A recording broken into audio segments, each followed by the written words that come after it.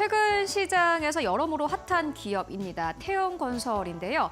PF 만기가 도래했음에도 불구하고 상환을 하지 못해서 파산 위기에 처했다라는 소문이 시장에 돌기도 했습니다.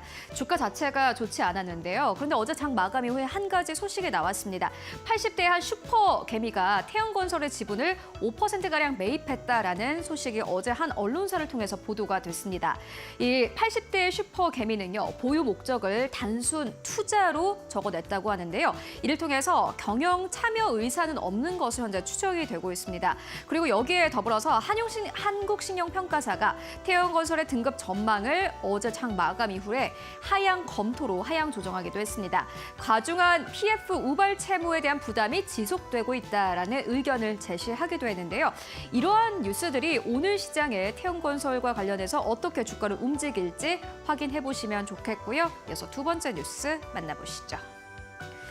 네, 이번에도 건설사입니다. 건설사 최근 들어서 실적 자체가 좋지 않습니다. 그럼에도 불구하고 금리 인하에 대한 기대감 계속해서 나오고 있는데요.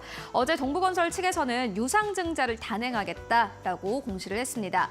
제3자 배정인데 코올스타 제1차 그리고 DB플랜트 제1차에 제3자 배정하는 방식으로 진행이 된다고 합니다. 주당 5,000원에요. 신주 69,580주를 발행을 한다고 하고요. 출자 전환을 통해서 회생 계획을 이행하겠다라고 의지를 밝혔습니다.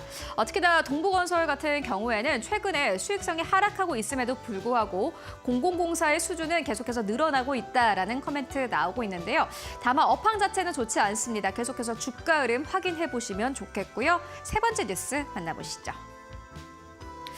한국엔컴퍼니와 관련된 이슈 계속해서 나오고 있습니다. 어제 새 남매가 한 가지 이슈를 내놓았는데 한국타이어가의 새 남매가 MBK의 공개 매수에 대해서 소액 주주들의 참여를 요청한 것으로 확인이 됐습니다.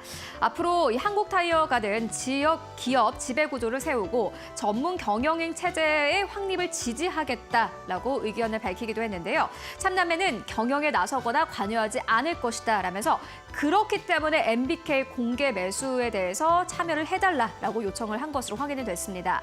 경영권 분쟁에 대해서 이렇게 선을 그은 건데요. 앞으로의 주가 흐름 계속해서 확인해 보시면 좋겠고요. 이어서 마지막 뉴스 만나보시죠. 네, 역시나 마찬가지로 어제 장 마감 이후에 나온 소식입니다. 솔루스 첨단 소재가 100%의 무상증자를 결정했다라는 소식이 들려왔습니다. 주주가치 환원을 위해서라고 하는데요. 보통주 그리고 1우선주, 2우선제에 대해서 신주 배정 방식으로 이 무상증자를 진행하겠다라고 밝혔습니다. 신주 배정 기준일은 2024년 1월 9일입니다. 앞으로 솔루스 첨단 소재는 유통주식수 확대와 거래 활성화를 위해서 이렇게 무상증자 를 결정하게 됐다라고 공시를 했는데요. 오늘 시장의 반응을 함께 확인해 보시면 좋겠습니다.